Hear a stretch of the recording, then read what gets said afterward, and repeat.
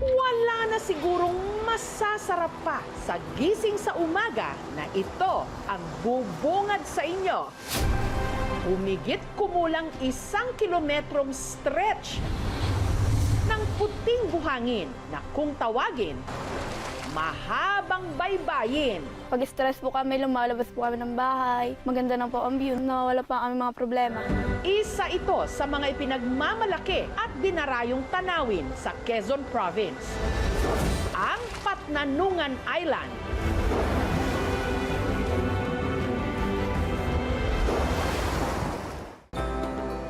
Ang take-off point, ang Port of Real sa Quezon. Dati po 500 lang, ngayon 600 na sa Malda ng Crudo ngayon. Ang pampasaherong bangka rito, isang beses lang ang biyahe kada araw. Kaya ang solo traveler mula Laguna na si Yeng, siniguro nang hindi siya maiiwanan. Super excited po ako kasi sobrang tagal ko na po talagang gustong pumunta dito. Naririnig ko po talaga sa mga friends and cousins ko po na sobrang ganda daw po talaga sa Patnanungan. Jam-packed ang biyahe. Hindi lang kasi mga turista ang sakay, pati mga naglalakihang kargamento, mga paninda, pati motorsiklo na pangunahing transportasyon sa isla. Ang bayad po sa motor ay 200. Ngayon, kung madisgrasya po namin ang motor, pili po namin bayaran yun. Sa kabuuan po ng sakay namin pasahero sa ngayon ay 39. Napupuno po ito ng pasahero pagka dumarating yung Semana Santa. 3 oras ang biyahe sa dagat, pero sulit ang paglalakbay dahil sa pantalan pa lang, pwede nang manalamin sa linaw ng tubig. Excited na po. Ang Patnanungan Island, bahagi ng tinatawag nilang Polillo Group of Islands. Kung sa syudad, parang laging nagmamadali ang oras, dito ang galaw ng mga bagay-bagay tila napakabagal. Ang tunog na maririnig, hindi busina ng mga sasakyan, kundi huni ng mga ibon at hampas ng alon. Panahon pa ng mga Hapon, Kastila. Patnanungan, dahil nga po ay ginagawang tanungan. Dahil ito po yung entry and exit from Pacific Ocean.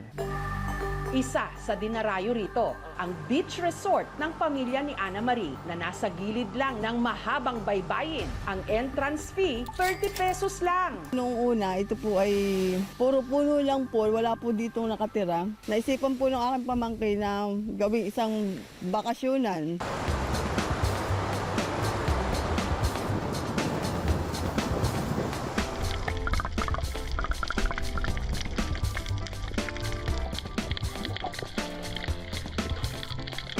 Kapag nagutom, no problem! Nag-uumapaw ang biyaya rito ng dagat. Lobster at pakupak o slipper lobster na pwedeng ipaluto. Ito ay undersize dito. Pag ibinenta ko naman siya, 1.3. Pag binibenta ko po sir dito, 900.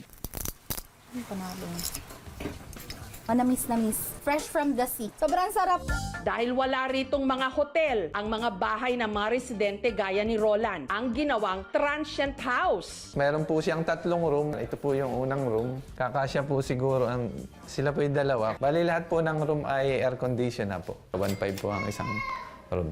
Salamat sa kinikita niya sa kanyang transient house at iba pang mga pinatatakbong negosyo. Nakapagpatayo na siya ng sariling bahay, pati na sariling resort. Ongoing pa lang po yung construction. Bago po matapos ang summer season ay matapos na din po namin. Para sa mga darayo sa Patnanungan Island, hindi kompleto ang thrill kung wala syempreng island hopping. 400 pesos ang bayad.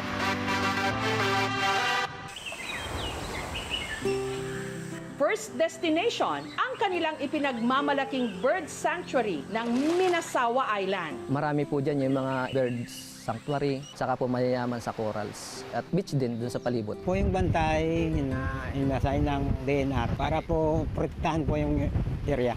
Dahil sa malakristal na tubig ng Minasawa, ang mga turista gaya ng magkakaibigang Kyla, Ivan at Anthony, want to sawa sa pagtatampisaw.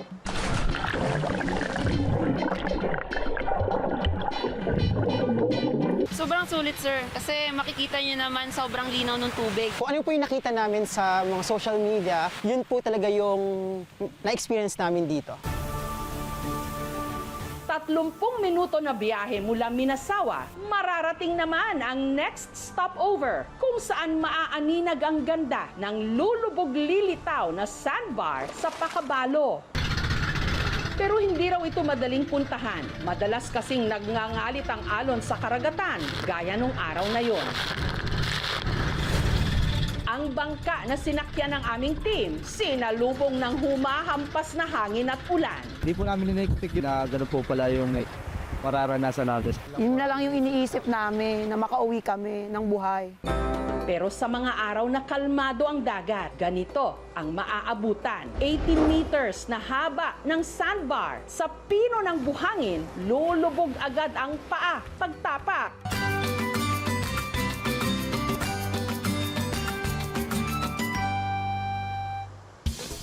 Matapos ang nakapapagod pero sulit na island hopping, ano pa nga bang masarap gawin? Poodle fight!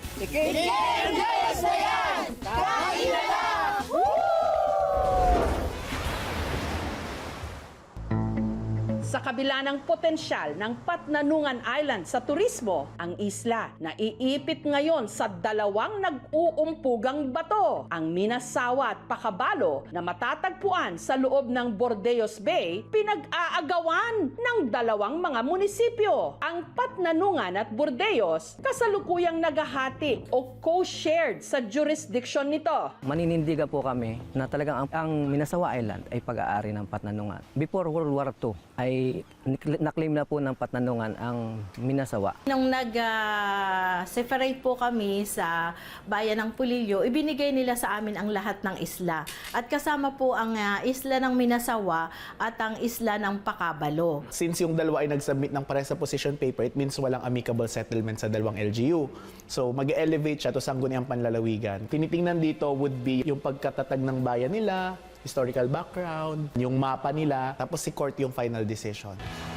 Sa kabila nito, welcome na welcome ang lahat sa kanilang probinsya.